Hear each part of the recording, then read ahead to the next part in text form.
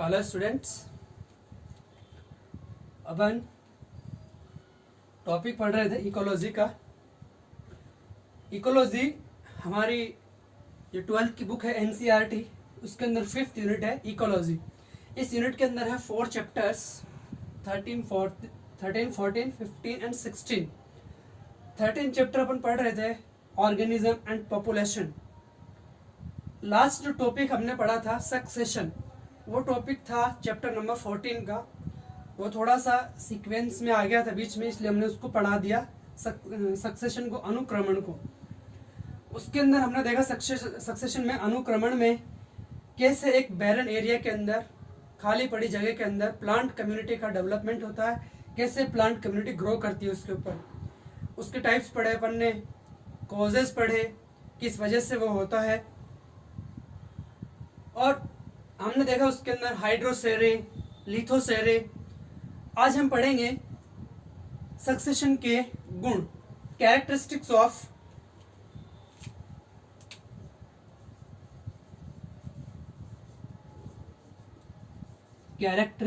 Of succession.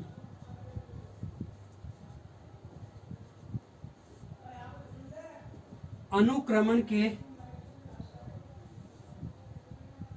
गुण। एक अनुक्रमण के अंदर, सक्सेशन के अंदर कौन कौन से कैरेक्टर्स होते हैं, कौन कौन से गुण पाए जाते हैं। इसके गुण पढ़ने से पहले जो अपन ने सक्सेशन में लास्ट क्लास में पढ़ा था, उससे रिलेटेड एक क्वेश्चन है जो नीट एग्जाम 2011 में आया था। वो है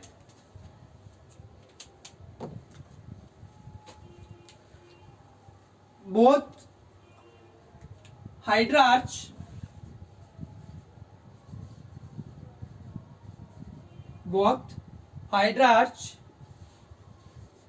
and Zeerarch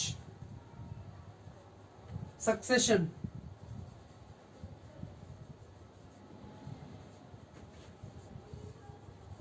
lead to। हमने इन दोनों में एक कनेक्शन बनाया था लास्ट क्लास में। जैसे ये दो सक्सेशन है, तो हाइड्रार्च यानी हाइड्रोसेरे और जीरार्च। जीरार्च का अपन ने एग्जांपल देखा था लिथोसेरे, ठीक है। तो इन दोनों सक्सेशन में लास्ट स्टेज कौन सी आती है, इसका मतलब ये है कि ये दोनों सक्सेशन जो होते हैं, इनके अंदर जो क्लाइमैक्स स्टेज या जो लास्ट स्टेबल स्टेज होती है, वो कौन सी होती है। इसमें ऑप्शन है ए मीडियम वाटर कंडीशंस,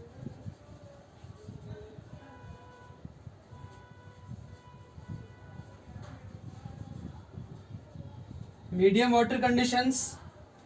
क्वेश्चन समझ में आया आपको।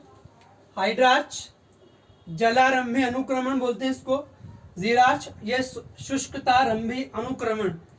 ये दोनों अनुक्रमण जो होते हैं लास्ट स्टेज में, इनको कैसी प्रावस्था है, कैसी स्टेज मिलती है, कैसा एनवायरनमेंट मिलता है, किस टाइप की स्टेबल कंडीशंस इनको मिलेंगी।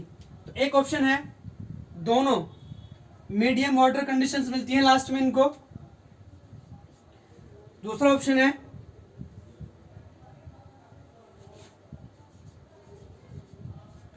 ज़ेरिक कंडीशंस।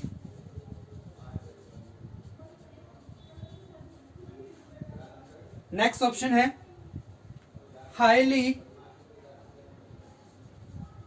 Dry conditions.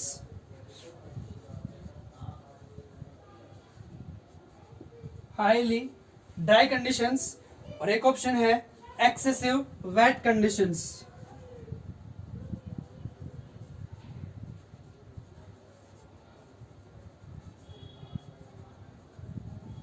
तो ये क्वेश्चन था हमारा जो नीट एग्जाम 2011 में आया था। इसके अंदर है, देखो बार समझना क्वेश्चन क्या है।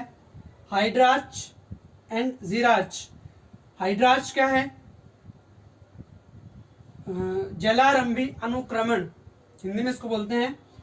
हाइड्रोसेरे, ये इसका एग्जांपल अपन ने देखा था लिथोसेरे, ये वाटर में होता है, ये ड्राई कंडीशंस में होता है। तो ये दोनों सक्सेशन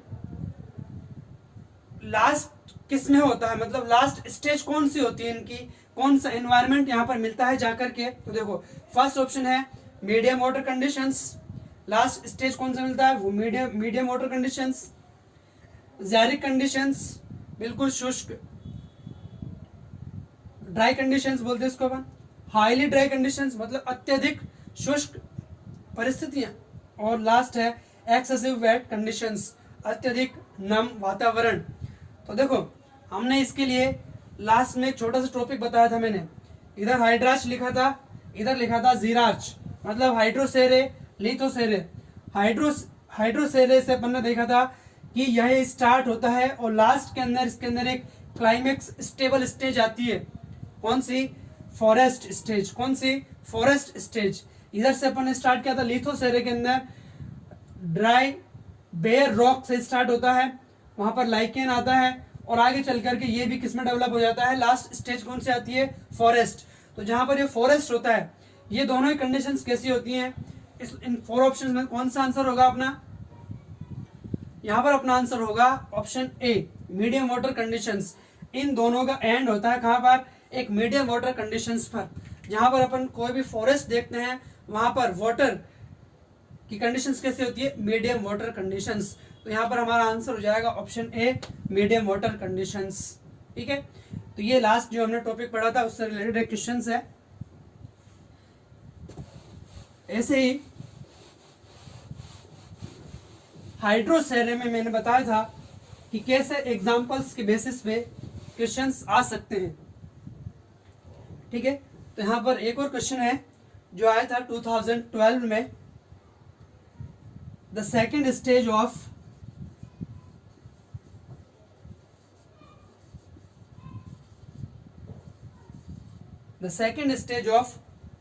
ए हाइड्रोसेरे इज, ये 2012 में आया था। देखो हाइड्रोसेरे का अपन ने एग्जांपल लिया था कि एक पॉन्ड के अंदर कैसे प्लांट कम्युनिटी का डेवलपमेंट होता है, प्लांट कम्युनिटी कैसे ग्रो करती है। सबसे पहले कौन सी स्टेज आती है, मैंने बोला था कि इसके एग्जांपल भी सीक्वेंस में हमें याद होने चाहिए। तो फर्स्ट स्टेज कौन सी है, उसके एग्जांपल्स कौन से हैं, सेकंड स्टेज कौन सी है, उसके एग्जांपल्स कौन से हैं। तो यहाँ पर क्या पूछा जा रहा है, वो the second stage of a hydrosere is. अब ऑप्शन के अंदर है, जैसे क्वेश्चन पूरा नहीं हुआ, यहाँ पर है hydrosere is occupied bye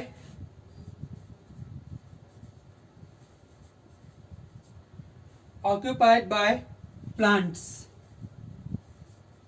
like, मतलब सेकंड स्टेज हाइड्रोसेरे के अंदर, हाइड्रोसेरे के सेकंड स्टेज के अंदर कौन से प्लांट्स आते हैं या कौन से प्लांट्स बनते हैं। तो इसके अंदर फर्स्ट ऑप्शन है एक तो एजोला, सेकंड टाइफा, सी सैलिक्स, और फोर्थ ऑप्शन है इसके अंदर वेलिसनेरिया।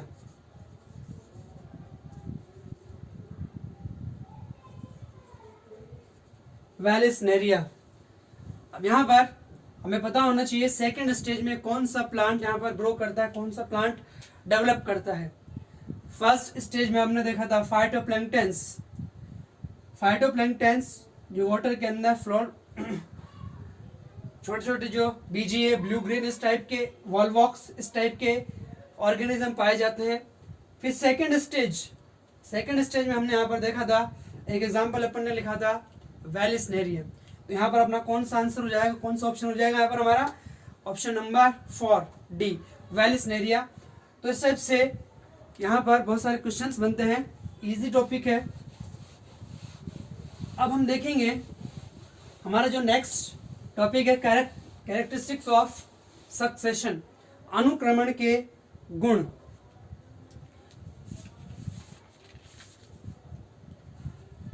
अनुक्रमण के गुण, इसके अंदर सबसे पहले है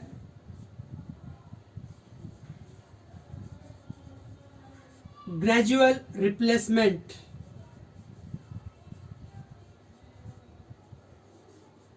देखो ग्रेजुअल मीन्स क्रमिक, रिप्लेसमेंट प्रतिस्थापन, क्रमिक प्रतिस्थापन। प्रतिस्थापन का मतलब होता है किसी को हटा करके उसकी जगह पर आना, और वो भी क्रमिक, एक सीक्वेंस के अंदर क्रम से होना। जैसे हमने देखा था उसके अंदर सबसे पहले एक प्लांट कम्युनिटी ग्रो करती है, वहां पर प्लांट स्पीसीज डेवलप करती है। क्या बोलते हैं अपन, सबसे पहले ग्रो करने वाली, सबसे पहले डेवलप होने वाली स्पीसीज, प्लांट स्पीसीज को क्या बोलते हैं अपन, पायोनियर स्पीसीज, पुरोगामी प्रजाति, पुरोगामी प्रजाति। तो पुरोगामी प्रजाति आएगी, वो ग्रो करेगी, रिप्रोड्यूस करेगी, और हो जाएगी उसकी डेथ। अब इसकी डेथ हो गई, अब ये रिप्लेस हो जाएगी, अब इसकी जगह पर कोई दूसरा स्पीसीज आएगा, दूसरी प्लांट स्पीसीज ग्रो करेगी। तो एक तरीके से क्या हो रहा है, इसका एक स्पीसीज का रिप्लेसमेंट हो रहा है, प्रतिस्थापन हो रहा है दूसरे स्पीसीज से। अब उसके अंदर भी वही ग्रो, रिप्रोड्यूस एंड डेथ, वो ग्रो करेगी, रिप्रोड्यूस करेगी एंड उसकी भी डेथ। अब उसका रिप्लेसमेंट दूसरी स्पीसीज करेगी। तो ये एक सीक्वेंस के अंदर चलता रहता है। तो यहां पर क्या होता है, ये जो रिप्लेसमेंट है शॉर्ट लिव्ड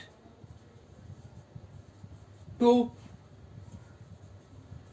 लॉन्ग लिव्ड, मतलब ऐसे प्लांट्स या ऐसे स्पीसीज जो शॉर्ट लिव्ड होते हैं, इनका प्रतिस्थापन, इनका रिप्लेसमेंट लॉन्ग लिव्ड स्पीसीज या प्लांट कम्युनिटी से इसका रिप्लेसमेंट हो जाता है। जैसे ग्रासेस है, ये शॉर्ट लिव्ड है, इसके बाद में जो दूसरी स्पीसीज आएगी वो इससे ज्यादा लॉन्ग लिव्ड है, फिर उसके बाद में जो दूसरी स्पीसीज आएगी वो उससे ज्यादा लॉन्ग लिव्ड है, और लास्ट के अंदर जो क्लाइमेक्स स्पीसीज आती है, क्लाइमेक्स स्टेज आती है, उसके अंदर ऐसी स्टेबल स्पीसीज आती है जो बहुत ज्यादा लॉन्ग लिव्ड स्पीसीज होती है, मतलब क्या बोलते हैं उसको, अल्पकालिक आयु वाले पादप का प्रतिस्थापन एक दीर्घकालिक आयु वाले पौधों से उसका प्रतिस्थापन हो जाता है। ठीक है, ऐसे हम बोले short sized plants replaced by large sized plants. ठीक है, मतलब छोटे प्लांट्स का प्रतिस्थापन, रिप्लेसमेंट जो है वो एक लार्ज साइज वाले प्लांट्स से हो जाता है। तो ये फर्स्ट है अपना ग्रेजुअल रिप्लेसमेंट, प्रतिस्थापन। इसके अंदर एक स्पीसीज का प्रतिस्थापन, रिप्लेसमेंट दूसरी स्पीसीज प्रजाति से हो जाता है। और ये कैसे होता है, short lived plants replaced by long lived. ठीक है, या फिर हम बोले short size plants replaced by large size plants.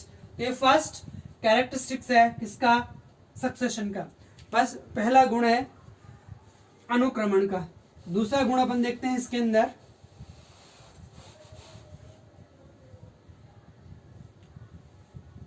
समुदाय में निरंतर परिवर्तन, कंटिन्यूअस चेंजेस।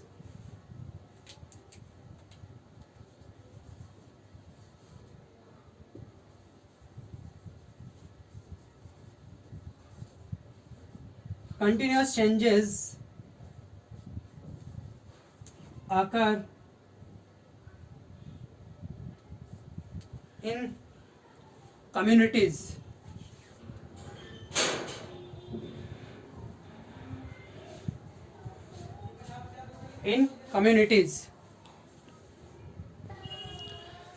तो यहां पर इसके अंदर जो सेकंड गुण है, सेकंड प्रॉपर्टी है सक्सेशन की, वो क्या है, कंटिन्यूअस चेंजेस अकर इन कम्युनिटीज। अब यहां पर बैरन एरिया के अंदर कम्युनिटीज का डेवलपमेंट हो रहा है, ग्रो कर रही हैं, तो इसके अंदर कंटिन्यूअस चेंजेस होते हैं। एक बार ग्रास का डेवलपमेंट हुआ, उसके अंदर धीरे धीरे चेंजेस आएगा, कंटिन्यूअस चेंजेस आते रहेंगे, वो ग्रो करेगी, रिप्रोड्यूस करेगी, डेथ होगी। उसके बाद में एक new community, new plant species का डेवलपमेंट होगा, उसके अंदर भी चेंजेस आते रहेंगे। मतलब कहने का ये है कि इस एरिया के अंदर जो यहाँ पर कम्युनिटीज डेवलप करती हैं, उन कम्युनिटीज के अंदर ये चेंजेस कंटिन्यूअसली होते रहते हैं। ठीक है, और चेंजेस होते रहते हैं, लास्ट के अंदर एक स्टेबल स्पीसीज का डेवलपमेंट हो जाता है। Stable species means forest community, forest stage आ जाती है, जो स्टेबल स्टेज होती है। ठीक है, सेकंड है ये थर्ड,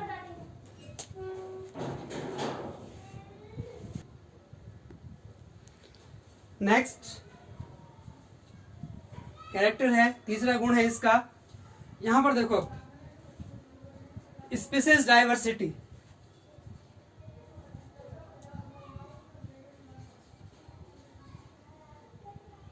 स्पीसीज डाइवर्सिटी, प्रजाति विविधता या जैव विविधता अपन बोल सकते हैं।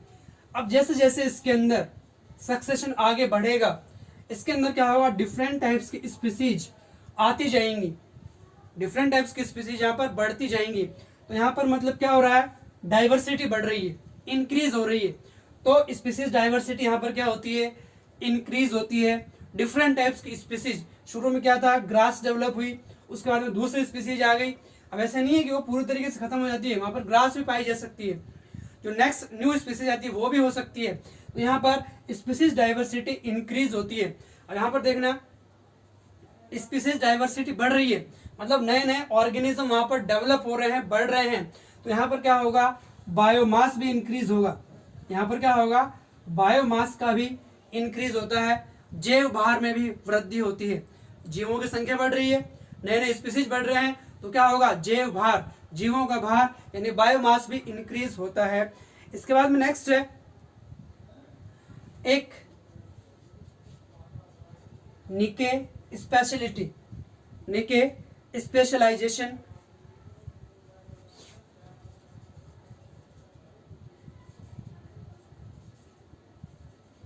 इसको बोलते हैं निके विशिष्टता।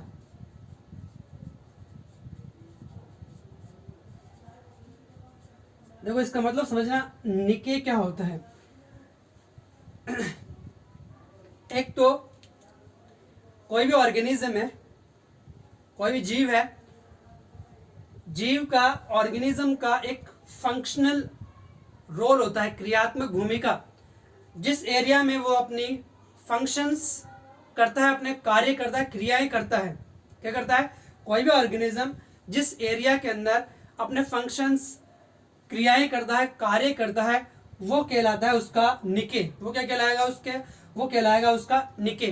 मतलब वो एरिया, एनवायरनमेंट का वो पार्ट जिसके अंदर कोई भी ऑर्गेनिज्म अपना फंक्शनल रोल प्ले करता है, क्रियात्मक भूमिका निभाता है, अपने कार्य करता है, वो कहलाता है निके।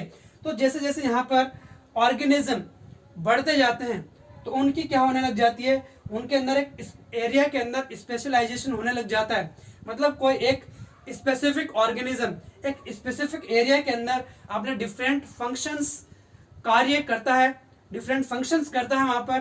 तो मतलब यहाँ पे क्या हो जाता है, एक निके स्पेशलाइजेशन हो जाता है।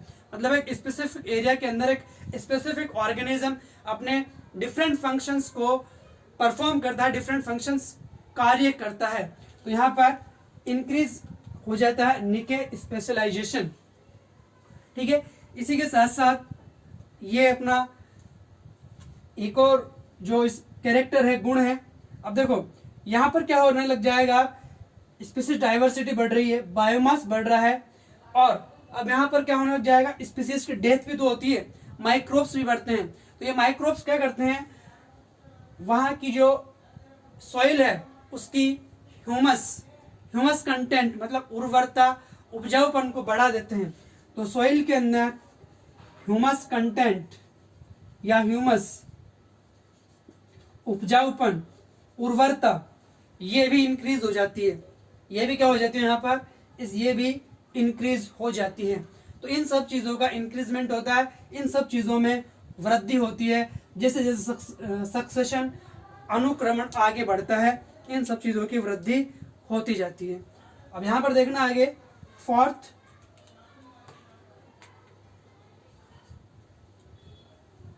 Net community productivity. ध्यान समझना इसको, नेट कम्युनिटी प्रोडक्टिविटी, हम इसको बोल सकते हैं NCP, नेट कम्युनिटी प्रोडक्टिविटी। कुल समुदाय उत्पादकता या नेट समुदाय उत्पादकता बोल सकते हैं अपन इसको। ठीक है, अब यहां पर देखो जैसे जैसे स्पीसीज की नंबर बढ़ता जा रहा है, नंबर बढ़ता जा रहा है, विभिन्न प्रजातियों की संख्या बढ़ती जा रही है। तो यहाँ पर क्या होगा, जैसे मान लो प्रोडक्शन हो रहा था, पहले क्या था, प्रोडक्शन भी हो रहा था, तो उनको कंज्यूम करने वाले ऑर्गेनिज्म कम थे। अब यहाँ पर प्रोडक्शन थोड़ा थोड़ा बढ़ रहा है, लेकिन उनको कंज्यूम करने वाले यानी उपयोग करने वाले स्पीसीज प्रजातियों की संख्या बहुत ज्यादा हो जाती है। मतलब यहाँ पर कंजप्शन बढ़ जाता है। यहाँ पर क्या हो जाता है, consumption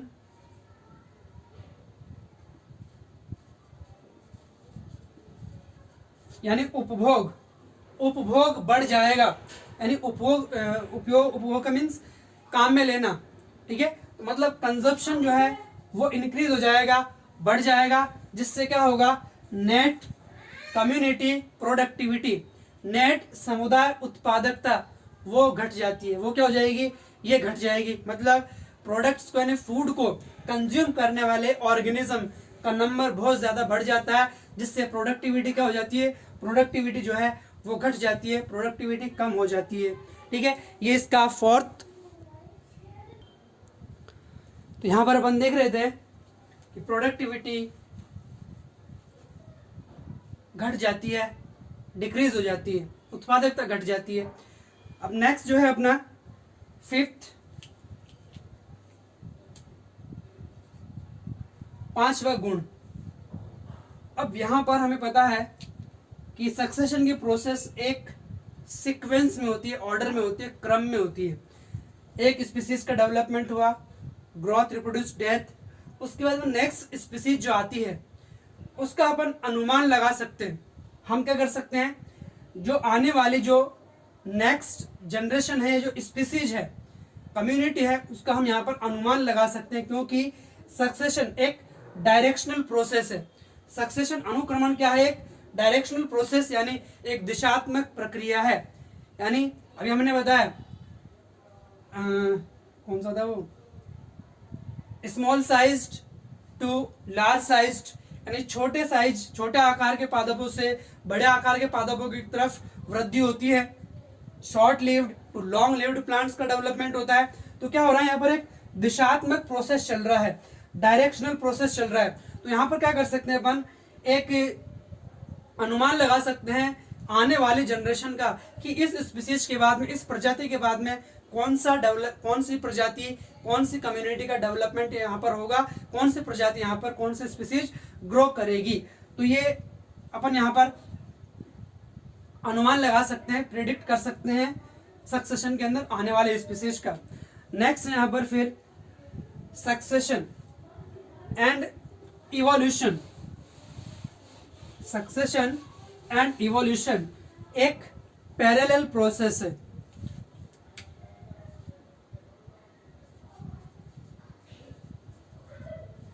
succession and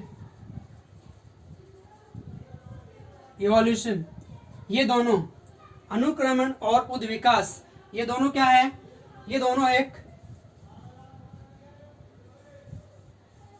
parallel process है, समानांतर क्रियाएं हैं। ये दोनों क्या है, एक पैरेलल प्रोसेस है, समानांतर क्रियाएं होती हैं। मतलब अनुक्रमण भी साथ साथ चल रहा है, सक्सेशन भी साथ साथ चल रहा है, और उद्विकास इवोल्यूशन की प्रोसेस भी दोनों साथ साथ चलती हैं। तो ये भी गुण है किसका, सक्सेशन का। लास्ट सेवंथ, अब यहां पर देखो सक्सेशन में अपन ने क्या देखा, सक्सेशन प्रोसेस के अंदर, अनुक्रमण की क्रिया के अंदर मेन फोकस हमारा किसके ऊपर होता है, प्लांट कम्युनिटीज के ऊपर, पादप समुदाय के ऊपर हमारा पूरा फोकस। सक्सेशन अनुक्रमण किसके ऊपर केंद्रित होता है, ये सक्सेशन केंद्रित होता है, फोकस होता है किसके ऊपर, ये प्लांट कम्युनिटीज के ऊपर, पादप समुदाय के ऊपर, यानी वेजिटेशन के ऊपर होता है।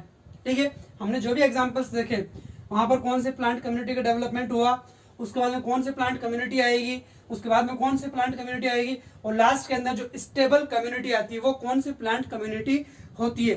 तो सक्सेशन के अंदर मेन फोकस किस पर होता है, प्लांट कम्युनिटी के ऊपर, प्लांट कम्युनिटी के ऊपर होता है, पादप समुदाय के ऊपर पूरा फोकस होता है। मतलब सक्सेशन किसके ऊपर केंद्रित होता है, पादप समुदाय के ऊपर केंद्रित होता है ये। ठीक है, लेकिन बाद में क्या होता है, जैसे जैसे प्लांट कम्युनिटीज का डेवलपमेंट होता जाता है, वैसे वैसे जिस टाइप की प्लांट कम्युनिटी का यहाँ पर डेवलपमेंट होता है, उसी के अकॉर्डिंग वहाँ पर डिफरेंट टाइप्स के एनिमल्स के लिए फूड, शेल्टर मीन्स रहने के लिए आवास, इस प्रकार की जरूरतें पूरी कौन करता है? जो यहाँ पर डिफरेंट टाइप्स के प्लांट कम्युनिटीज का डेवलपमेंट यहाँ पर होता है, उसी के अकॉर्डिंग वहाँ पर डिफरेंट टाइप्स के एनिमल्स के लिए फूड और शेल्टर भी मिल जाते हैं यहाँ पर जो प्लांट कम्युनिटीज होती है वहाँ पर। ठीक है, समझ में आया मैंने क्या बोला है? 7 पॉइंट के अंदर सक्सेशन का मेन फोकस प्लांट कम्युनिटी के ऊपर होता है, मतलब सक्सेशन पूरी तरीके से केंद्रित किसके ऊपर होता है? पादप समुदाय के ऊपर। लेकिन जैसे जैसे पादप समुदाय का विकास होता जाता है, प्लांट कम्युनिटीज का डेवलपमेंट होता जाता है, वैसे वैसे यहाँ पर डिफरेंट टाइप्स के एनिमल्स क्या करते हैं? फूड के लिए, शेल्टर के लिए मतलब भोजन के लिए, रहने के आवास के लिए यहाँ पर ग्रो करते हैं, आ जाते हैं रहने के लिए। ठीक है, तो ये जो डिफरेंट टाइप्स के एनिमल्स आते हैं, ये भी कैसे आएंगे? यहाँ पर कौन से टाइप की प्लांट कम्युनिटीज का डेवलपमेंट होता है, उसी के अकॉर्डिंग यहाँ पर डिफरेंट टाइप्स के एनिमल्स फूड शेल्टर के लिए यहाँ पर आते हैं। ठीक है, और देखो यहाँ पर इसके अंदर क्या है? जैसे जैसे सक्सेशन की प्रोसेस आगे बढ़ती है, यहाँ पर डिफरेंट टाइप्स के एनिमल्स का नंबर बढ़ता है, और इसी के साथ साथ माइक्रोब्स यानी सूक्ष्म जीवों की संख्या भी बढ़ती जाती है। तो ये अपन ने कुछ कैरेक्टर्स हैं सक्सेशन के, अनुक्रमण के कुछ गुण अपन ने पढ़े, इनको भी अपन को ध्यान रखना है। ठीक है, इसी से भी अपने यहाँ पर एक टॉपिक आया था, एक प्रॉपर्टीज थी निके स्पेशलाइजेशन। तो निके से रिलेटेड एक क्वेश्चन था 2018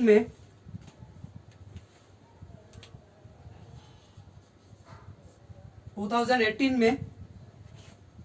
क्वेश्चन था एक नीट में, निके होता है, निके क्या होता है? और इसके अंदर हमारे पास में ऑप्शंस हैं, all the biological factors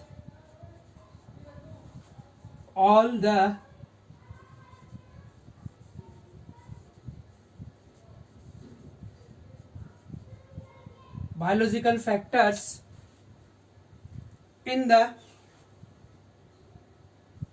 the organisms environment। तो फर्स्ट ऑप्शन क्या है अपना? All the biological factors in the organisms environment. मतलब क्वेश्चन क्या है अपना? निके क्या है? निके होता है, फर्स्ट ऑप्शन है all the biological factors in the organisms environment, जीव के एनवायरमेंट में वातावरण में पाए जाने वाले सभी जैविक कारक निके होते हैं, ये फर्स्ट ऑप्शन है। सेकंड ऑप्शन है the physical space,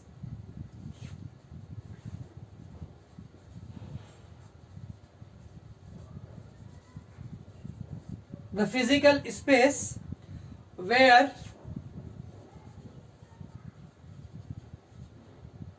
an organism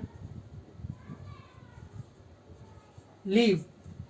मतलब एक भौतिक वातावरण या भौतिक स्थान, मतलब या जगह, ऐसी जगह जहां पर ऑर्गेनिज्म रहता है, निवास करता है, वो निके कहलाता है। दूसरा ऑप्शन ये है अपना। तीसरा option the range of temperature,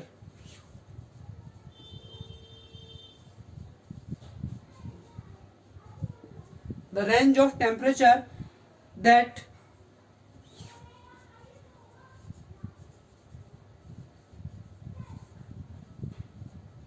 the organism needs to live।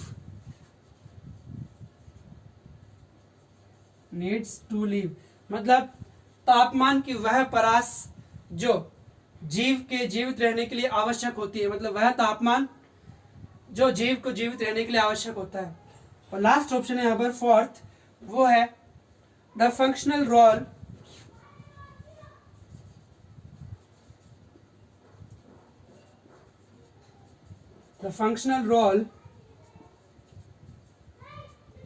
played by the organism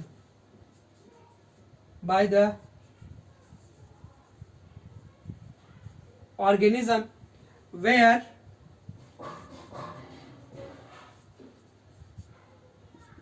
it lives।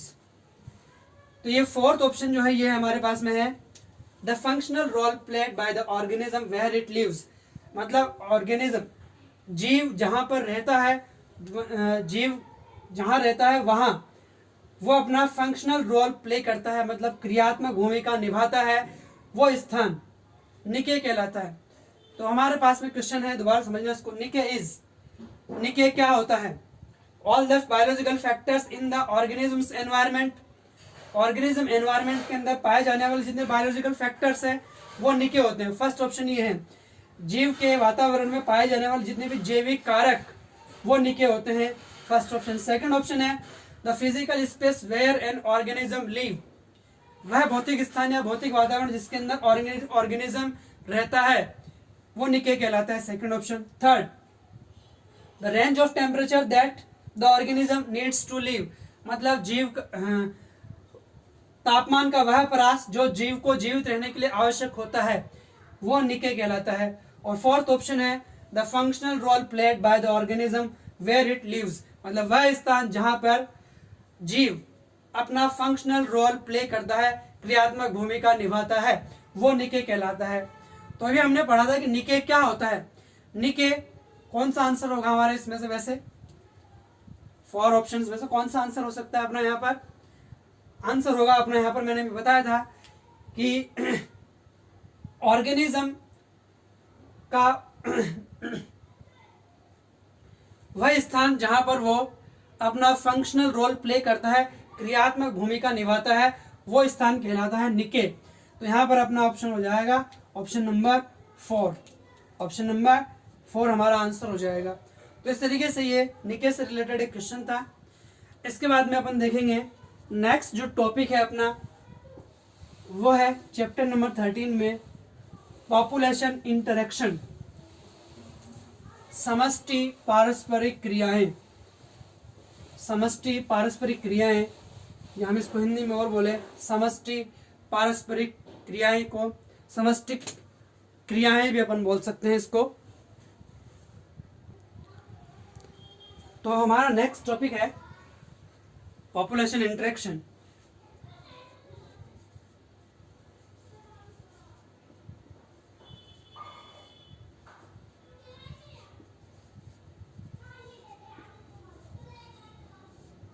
समष्टि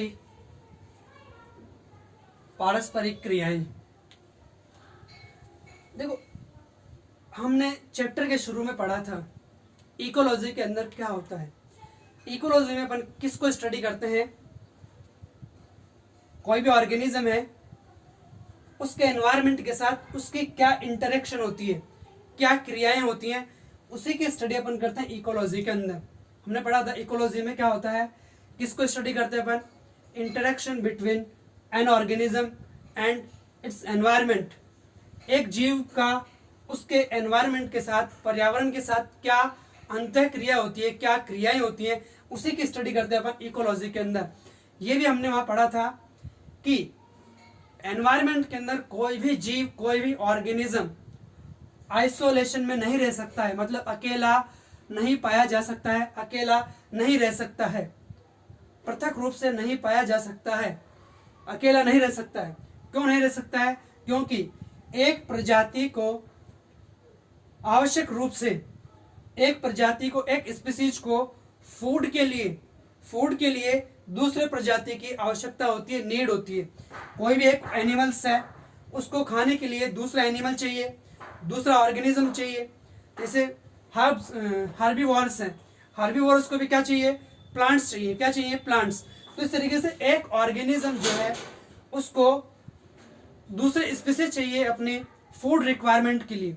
ठीक है, अगर हम बात करें प्लांट्स की, प्लांट्स में भी क्या होता है, प्लांट्स तो अपना फूड खुद बनाते हैं, तो वो तो अकेले रह सकते हैं, लेकिन प्लांट्स अपना फूड खुद बनाते हैं, अपना भोजन खुद बनाते हैं, लेकिन वो भी अकेले नहीं रह सकते हैं, सरवाइव नहीं कर सकते हैं। उनको भी क्या चाहिए? उनको भी मिट्टी में, सॉइल के अंदर, मृदा के अंदर कार्बनिक पदार्थ, ऑर्गेनिक जो मैटर्स होते हैं उनको तोड़ने के लिए, जैसे किसी ऑर्गेनिज्म की डेथ हो गई तो ऑर्गेनिज्म है, जीव है, उसकी बॉडी के अंदर क्या है, ऑर्गेनिक मैटर भरे हुए, क्या है, उसकी बॉडी के अंदर ऑर्गेनिक मैटर भरे हुए हैं। तो वो ऑर्गेनिक मैटर सॉइल के अंदर कैसे पहुंचेंगे, जब वो ऑर्गेनिज्म जिसकी डेथ हो चुकी है उसका बॉडी टूट करके ऑर्गेनिक मैटर प्रोवाइड करवाएगा सॉइल को।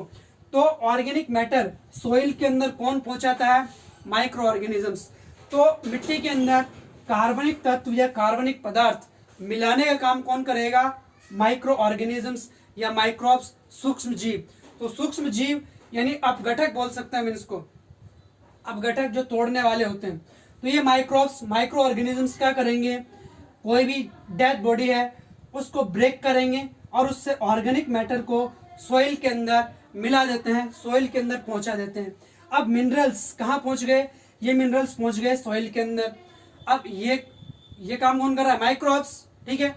अब एक काम तो ये हो गया, तो प्लांट्स का माइक्रोब्स के बिना काम नहीं चलेगा। दूसरा, अब यहाँ पर जितने भी इनऑर्गेनिक मैटर्स होते हैं, इनऑर्गेनिक एलिमेंट्स होते हैं, न्यूट्रिएंट्स होते हैं, इनको भी प्लांट्स एब्जॉर्ब करते हैं माइक्रोब्स की हेल्प से, ठीक है। तो यहाँ पर देखो प्लांट्स भी अकेले सर्वाइव नहीं कर पाते हैं, इनको भी कार्बनिक मैटर, न्यूट्रिएंट्स के एब्जॉर्प्शन के लिए माइक्रोब्स की, माइक्रो ऑर्गेनिजम्स की रिक्वायरमेंट होती, आवश्यकता होती है। तो इस तरीके से हम बोल सकते हैं कि यहाँ पर कोई भी ऑर्गेनिज्म, कोई भी जीव अकेला नहीं रह सकता है, आइसोलेशन में सरवाइव नहीं कर सकता है। तो ये जो जितने भी इंडिविजुअल्स होते हैं वो आपस में क्या करते हैं, आपस में इंटरेक्ट करते हैं, क्या करते हैं, आपस में इंटरेक्ट करते हैं, क्या बोलते हैं इसको, अंतः क्रियाएं करते हैं। अब इन अंतः क्रियाओं की वजह से, और अंतः क्रियाएं करके क्या बनाते हैं, ये बनाते हैं बायोटिक कम्युनिटी। क्या बनाते हैं, ये बनाते हैं बायोटिक कम्युनिटी। देखो पॉपुलेशन अपन ने पढ़ा था, पॉपुलेशन क्या होता है, समष्टि क्या होती है, एक पर्टिकुलर, एक विशिष्ट एरिया में, एक विशिष्ट क्षेत्र में, एक पर्टिकुलर एरिया में नंबर ऑफ सेम इंडिविजुअल्स, एक ही प्रकार के जीवों की संख्या, वो कहलाती है पॉपुलेशन। तो देखो इंटरेक्शन, अंतः क्रिया तो एक प्रकार के या एक जाति के जीवों में भी हो सकता है, और जब इंटरेक्शन यानी अंतः क्रिया डिफरेंट प्रजाति के यानी विभिन्न प्रकार के प्रजातियों के बीच में होती है तो वो क्या बन जाएगी, वो बन जाएगी स्पीसीज इंटरेक्शन। क्या बोलेंगे उसको अपन बोलेंगे स्पीसीज इंटरेक्शन, प्रजाति अंतःक्रिया। क्या बोलेंगे उसको अपन, प्रजाति अंतःक्रिया या जातीय अंतःक्रिया, ठीक है। तो अब यहाँ पर ये डिफरेंट टाइप्स की कम्युनिटीज बन जाती हैं, और ये कम्युनिटीज क्या करती हैं, ये एक दूसरे से इंटरेक्ट करती हैं, विभिन्न प्रकार की क्रियाएं करती हैं ये। तो यहां पर हम कह सकते हैं कि एनिमल्स यानी प्राणी, प्लांट्स, पादप एंड माइक्रोब्स, सूक्ष्म जीव, ये अकेले नहीं रह सकते हैं, एक दूसरे के ऊपर निर्भर रहते हैं और एक दूसरे से अंतः क्रिया करते हैं। और क्या बनाते हैं ये बनाते हैं बायोटिक कम्युनिटी। क्या बनाते हैं ये बनाते हैं जैविक समुदाय, बायोटिक कम्युनिटी का निर्माण करते हैं, ठीक है। और ये कम्युनिटीज क्या करती हैं, कम्युनिटी में अपन ने पढ़ा था, कम्युनिटी क्या होती है, community group of different species. यहाँ पर एनिमल्स का ग्रुप है, यहाँ पर प्लांट्स का ग्रुप है, यहाँ पर माइक्रोब्स का ग्रुप है। तो different groups, group of different species, वो कहलाता है कम्युनिटी, ठीक है। और ये कम्युनिटी आपस में क्या करते हैं, ये कम्युनिटी आपस में करता है इंटरेक्शन।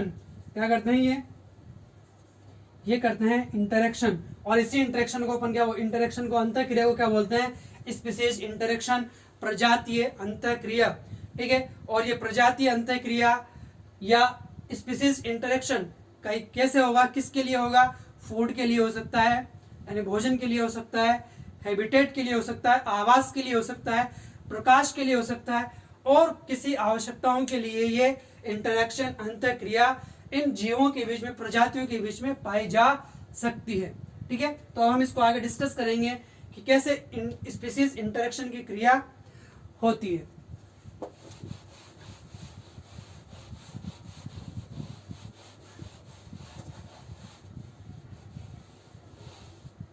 स्पीसीज इंटरेक्शन प्रजातीय अंतःक्रिया। अच्छा, इसको समझने से पहले ये देखो, ये जो इंटरेक्शन होता है, अंतःक्रिया होती है, ये इंटरेक्शन या अंतःक्रिया दो प्रकार की हो सकती है।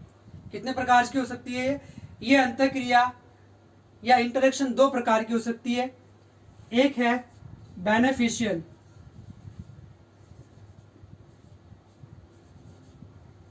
एक है बेनिफिशियल और पॉजिटिव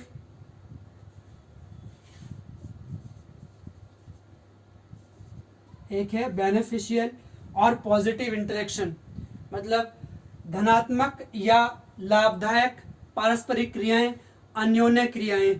ठीक है, एक ये वाला है। इसके अंदर क्या होता है, इसके अंदर देखो दो स्पीसीज है, एक ये दो इंडिविजुअल्स ऐसे मान सकते हैं अपन, दो स्पीसीज है, इस मान लो एक स्पीसीज है ये और एक स्पीसीज है ये। अब इसके अंदर क्या होगा, इसके अंदर इस वाले इंटरेक्शन में इन दोनों स्पीसीज को या फिर इन दोनों में से किसी एक स्पीसीज को लाभ पहुंचेगा, प्रॉफिट मिलेगा, बेनिफिट मिलेगा। क्या मिलेगा? देखो ध्यान समझना, इसके अंदर क्या होता है, ये दो स्पीसीज है, इस इंटरेक्शन के अंदर या तो इन दोनों स्पीसीज को, ए और बी दोनों को फायदा पहुंचेगा, दोनों को बेनिफिट मिलेगा, या फिर दोनों में से किसी एक को बेनिफिट मिलेगा, दोनों में से किसी एक को फायदा मिलेगा, तो वो इंटरेक्शन कहलाता है बेनिफिशियल या पॉजिटिव इंटरेक्शन। इसके अंदर हार्मफुल यानी नुकसान किसी का नहीं होगा, नुकसान किसी का भी नहीं होगा, यहाँ पर लॉस किसी का भी नहीं होगा, नुकसान किसी का भी नहीं पहुंचाया जाएगा यहाँ पर। ठीक है, तो ये एक प्रकार का इंटरेक्शन होता है बेनिफिशियल, जिसके अंदर दोनों को या किसी एक को बेनिफिट मिलता है, नुकसान किसी को नहीं होता है। सेकंड वाला है नेगेटिव इंटरेक्शन। नेगेटिव इंटरेक्शन, ऋणात्मक अंतःक्रिया। ऋणात्मक, अब यहां पर देखो, जैसे मान लो दो स्पीसीज है, वही ए एंड बी स्पीसीज है, इनमें से या तो दोनों को नुकसान पहुंचेगा, या तो दोनों को नुकसान पहुंचेगा, या फिर दोनों में से किसी एक को नुकसान पहुंचेगा। यह जरूरी है इसके अंदर, इनमें से क्या होगा, या तो दोनों को नुकसान पहुंचेगा या फिर दोनों में से किसी एक स्पीसीज को नुकसान पहुंचेगा। वो इंटरेक्शन, वो अंतःक्रिया कहलाती है नेगेटिव इंटरेक्शन या ऋणात्मक अंतःक्रिया कहलाती है। ठीक है, पॉजिटिव वाले को, बेनिफिट वाले को अपन रिप्रेजेंट करते हैं प्लस से, इसको रिप्रेजेंट करेंगे अपन नेगेटिव साइन से, माइनस के चिन्ह से। ठीक है, अब इसको अपन देखते हैं वहां पर एग्जांपल्स में, ये और हमें क्लियर हो जाएगा। देखो तो स्पीसीज इंटरेक्शन यहां पर देखो, इसको अपन ऐसे समझ सकते हैं, इसको हम टू कैटेगरीज में डिवाइड कर सकते हैं। एक इंटरेक्शन, जैसे एक ही स्पीसीज के ऑर्गेनिजम्स के बीच जब इंटरेक्शन होता है, अंतःक्रिया होती है, तो उसको अपन बोलते हैं इंट्रा स्पेसिफिक या इंट्रा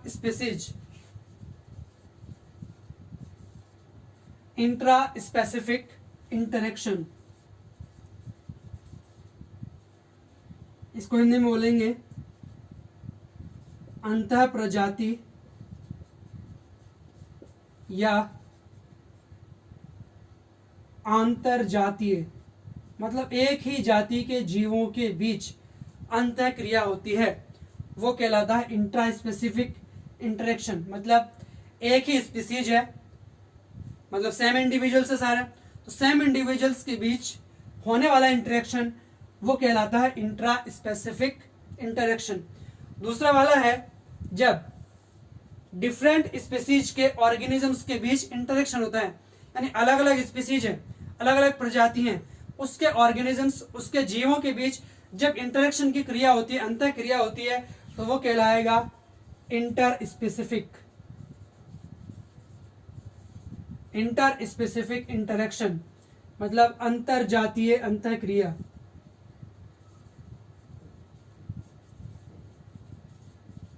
अंतर जातीय अंतर क्रिया, ठीक है। ये डिफरेंट स्पीसीज में होगा, ये सेम स्पीसीज के ऑर्गेनिजम्स में होगा, ये कहलाएगा अपना इंट्रा स्पेसिफिक। अब समझना है इसको, जैसे मान लो ऑर्गेनिज्म है ए, दूसरा वाला ए, एक ही स्पीसीज के दो ऑर्गेनिज्म है, ये भी इसी स्पीसीज का ऑर्गेनिज्म है और ये भी, दोनों ऑर्गेनिज्म एक ही स्पीसीज के हैं, तो इन दोनों के बीच में होने वाला इंटरेक्शन अंतर क्रिया इंट्रा स्पेसिफिक इंटरेक्शन या अंतर प्रजाति अंतर क्रिया कहलाएगी, ठीक है। या फिर जैसे मान लो दूसरा ऑर्गेनिज्म है बी, एक ऑर्गेनिज्म ये वाला है, एक ऑर्गेनिज्म ये वाला है, ठीक है। ये भी सेम इंडिविजुअल है, एक ही स्पीसीज का ऑर्गेनिज्म है, तो इनके बीच में जो इंटरेक्शन होगा वो कौन सा होगा, इंट्रा स्पेसिफिक। अब इनके बीच में जो इंटरेक्शन होता है उसके एग्जांपल देखें अपन कौन कौन सा होता है। जैसे इनके बीच में होता है पॉजिटिव वाला, धनात्मक, अभी अपन ने देखा था कौन सा, पॉजिटिव या बेनिफिशियल। बेनिफिशियल धनात्मक कौन कौन से होते हैं, मैटिंग बिहेवियर, पॉजिटिव धनात्मक जिसमें दोनों को लाभ होता है, या दोनों में से किसी एक को फायदा होता है, तो ये है एक तो मैटिंग बिहेवियर। मैटिंग बिहेवियर क्या होता है, जब दो अपोजिट सेक्स ऑर्गेनिज्म यानी विपरीत लिंग के जीव, नर और मादा, रिप्रोडक्शन के लिए एक दूसरे के कांटेक्ट में आते हैं, वो कहलाता है मैटिंग।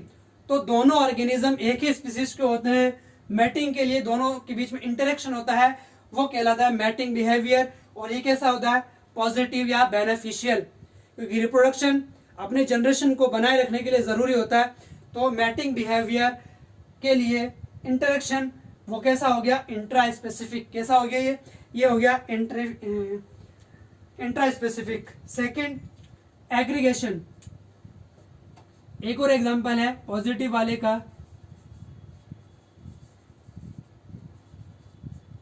एग्रीगेशन।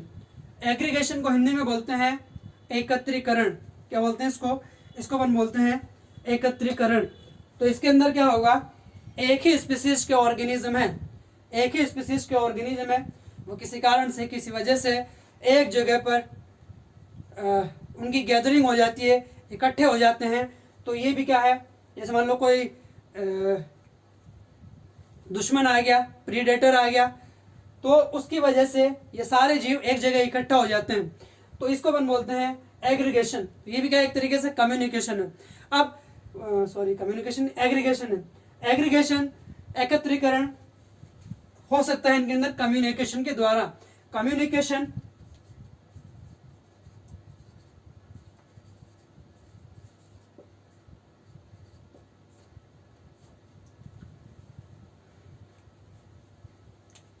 कम्युनिकेशन में अपन देखते हैं कि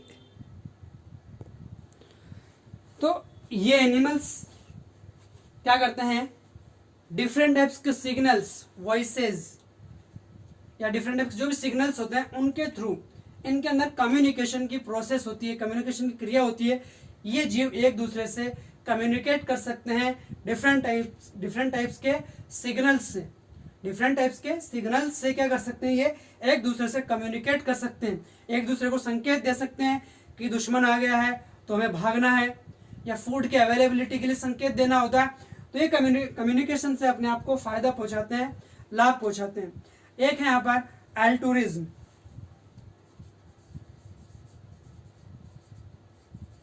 एल्टूरिज्म, इसमें क्या होता है, एक ऑर्गेनिज्म दूसरे ऑर्गेनिज्म को, मतलब अपने बिहेवियर से दूसरे ऑर्गेनिज्म को फायदा पहुंचाता है।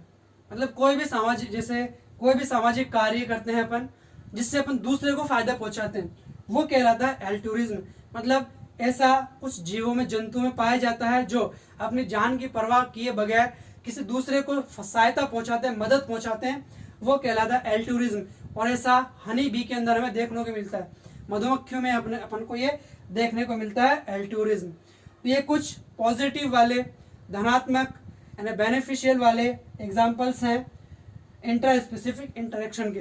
अब नेगेटिव वाले हैं, जैसे अब देखो ये सारे के सारे एक ही स्पीसीज के इंडिविजुअल्स हैं, मतलब इन सब के रिक्वायरमेंट्स एक ही होती हैं। इन सब की रिक्वायरमेंट्स फूड, शेल्टर, लाइट, जो भी एनवायरमेंटल नीडेड होती हैं वो सब इनकी एक ही रिक्वायरमेंट्स होती है।